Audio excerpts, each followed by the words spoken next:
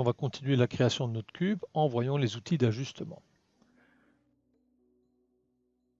Je rappelle que nous avons personnalisé notre menu radial avec les outils de texture. Les outils d'ajustement que nous allons utiliser sont tout à fait accessibles dans l'UV View. Lorsque vous appuyez sur C, on retrouve comme ça les outils traditionnels de texture et les outils d'ajustement que nous allons voir, comme par exemple l'UV Edit, l'UV Smooth et l'UV Fuse. Mais avant, pour faire une édition, cette texture est intéressante pour voir les déformations, mais pour les repérages de placement, elle manque de caractère. Et dans tous les sens du terme, c'est-à-dire des choses qui correspondent à un sens de lecture, autrement dit des chiffres et ou des lettres.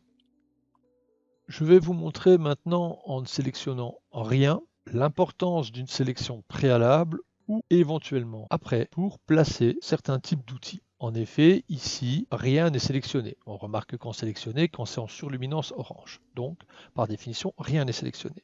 J'appuie sur C et je vais utiliser l'UV Quick Shade. Vous remarquez que l'UV Quick Shade ne s'est pas appliqué au niveau géométrie. Par contre, il est ici affiché. Cela signifie que l'UV Quick Shade attend une sélection. Je vais donc sélectionner les primitives et valider avec Enter. L'UV Quick Shade est maintenant ici et il s'est appliqué à toute ma géométrie. Passons maintenant dans un concept où je sélectionne au préalable. Je vais donc sélectionner toutes mes primitives. J'appuie sur C, Adjust et je vais dans UV Edit. Automatiquement, UV Edit s'est mis et il n'est pas en mode d'attente de sélection. Vérifiez si l'option Sloppy est désactivée, ce qui vous permet de filtrer exactement ce que vous avez besoin comme sélection. Nous avons vu qu'il est possible de sélectionner un élément dans la vue, agrandir cet élément avec Shift G, et dans la vue, si vous faites double-clic, vous sélectionnez toute la géométrie par rapport aux éléments qui ont été choisis. En fait, il est de même dans la vue UV View, sauf que c'est beaucoup plus intéressant. En effet, si vous cliquez, vous avez comme ça l'élément, mais si vous faites double-clic, vous sélectionnez toute la découpe de votre UV correspondant à une projection. Pour sélectionner, on va considérer les faces du cube constituées de plusieurs primitives. Je vais donc faire à chaque fois des double-clics dans l'UV View. Mais si je veux plus facilement l'identifier dans la vue 3D, je peux faire un premier clic pour me rendre compte que c'est cette partie-ci qui m'intéresse, et puis faire double-clic dans l'UV View pour avoir automatiquement toute la découpe de projection.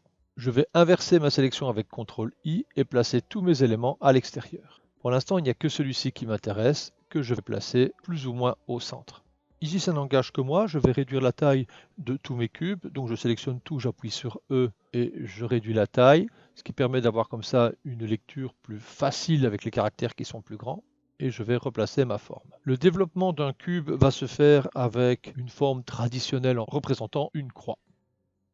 Si j'observe ici, j'ai un H et un 8, donc j'aimerais bien que cette face-ci se retrouve dans le prolongement avec un 7 et un I que l'on voit dans le référent background.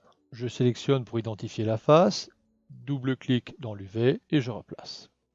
Dans ce cas-ci, si je glisse dans ce sens-là, on remarque que le prolongement me semble correct.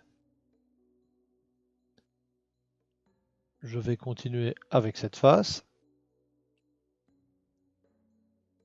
Double-clic et je la place ici. J'ai le 5, le H et donc je suis tout à fait dans le bon prolongement horizontal.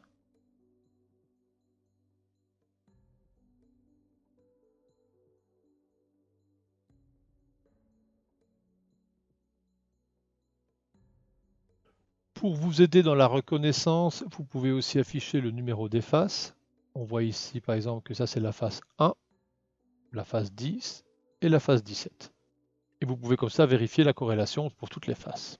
Maintenant que vous avez vérifié toutes les correspondances qui sont bonnes, on va aligner un petit peu plus correctement les placements UV Edit. Donc je vais mettre l'accrochage à la grille. Et je vais ajuster les placements de chaque élément par rapport à la grille. J'enlève l'accrochage à la grille.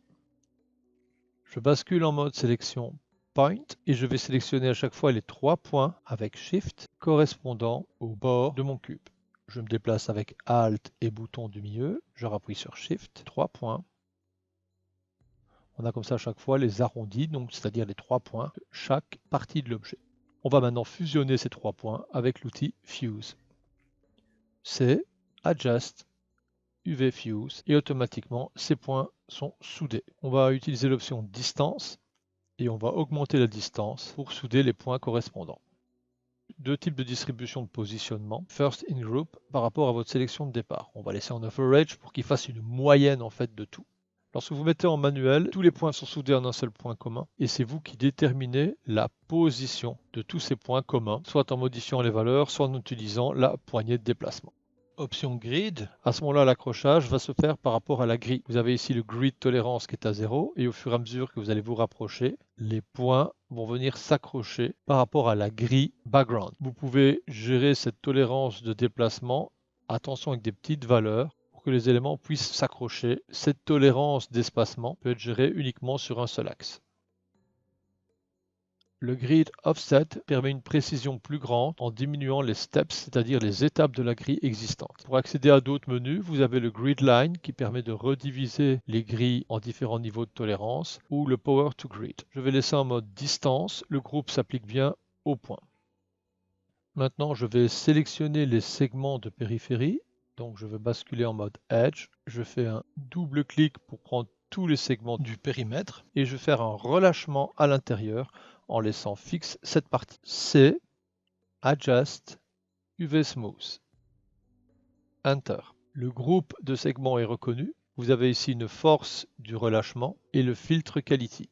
Si vous ne voulez pas reconnaître le groupe, la contrainte peut être non. À ce moment-là, le relâchement fait fi de ce qui avait été sélectionné au préalable, c'est-à-dire les segments du périmètre. Imaginons que votre forme est compliquée et que le mode de sélection par segment n'est pas possible pour accéder au périmètre. Exemple ici, je vais supprimer le groupe pour être sûr qu'il n'y ait pas de confusion. Je vais choisir maintenant cette option et à partir de ce moment, il va respecter les périmètres par défaut de votre découpe. Nul besoin donc de le sélectionner. Bilan pour notre cas, on va donc utiliser la contrainte liée au segment du périmètre. Se rapprocher pour mieux comprendre maintenant les différentes méthodes. Vous avez la méthode uniforme qui va donner un relâchement uniforme à toute la section. Lorsque vous faites scale dominant, il va essayer de faire un relâchement en gardant l'intégrité de la distance d'origine qu'il y avait entre les points et les segments. Le curvateur dominant, c'est-à-dire le dernier, va agir beaucoup plus là où il y a des changements d'angle dans votre géométrie. C'est quelque chose qui va vraiment se voir lorsque je vais enlever la contrainte. On remarque que lorsque j'augmente la force, c'est surtout au changement d'angle, c'est-à-dire au bord de ma géométrie, que l'action de relâchement va agir tout en essayant de préserver la distance des autres segments et points constituant ma géométrie. Je vais réactiver la contrainte relative au périmètre. J'ai mis maintenant la méthode Scale dominant. Je peux venir enlever le Quick Shade en l'activant Bypass pour retrouver ma texture d'origine. Je vais agrandir ma vue perspective avec CTRL 1, barre d'espace H pour venir à la position Home, en fait recadrer par rapport à la vue par défaut. Je vais sauver maintenant la texture. Bouton droite sur le nœud UV Smooth. Save. Texture UV to Image. Je donne un nom, d.png, accept. Une taille, 2048 par 2048, accept.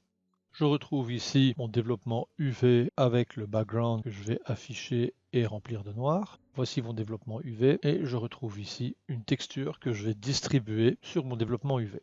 Et je vais nourrir progressivement les parties. Voici la texture terminée, il suffit de la sauver. Comme on a déjà vu, je vais créer maintenant un nœud matériau. Et créer un matériau qui va utiliser dans la partie texture, base color, use texture, et je vais charger l'image PNG. De retour au nœud matériau, je développe et je prends le matériau que je viens de faire. J'active le nœud matériau et on retrouve maintenant notre dé avec le placement de texture. Étant donné que les bords sont les aplats de couleurs, les déformations que nous avons vues au préalable n'ont aucune influence dans ce cas-ci. On pourra utiliser la même texture pour le bump. Pour cela, on retourne dans Matériaux Palette. Dans la partie Bump normale, on active Enable. On choisit Bump. Le mode est linéaire. On va choisir la même texture. Vous gérez le flou. Ici, le flou est à 10 et la force est à 0.1. Et voici maintenant le dé avec le bump. Si vous le trouvez un peu terne, vous pouvez revenir dans la partie Surface et modifier Base Color. Pour la fin de cette vidéo, on va s'amuser un petit peu. On va faire un copie et transform. On va faire une translation sur Y, des rotations, dupliquer les dés, revenir au niveau scène, et dans les transforms, on va replacer le tout vers le haut. vous avez déjà suivi les autres formations, vous savez que dans Houdini, c'est hyper simple de faire de la dynamique. Dans Collision, on va créer un ground plane. Il suffit de cliquer sur l'icône pour avoir un référent sol. Je passe en mode sélection et je sélectionne maintenant tous les cubes. Et ces cubes, je vais dans Rigid Body et je clique sur Rigid Body Object. Et on a directement la dynamique avec Play.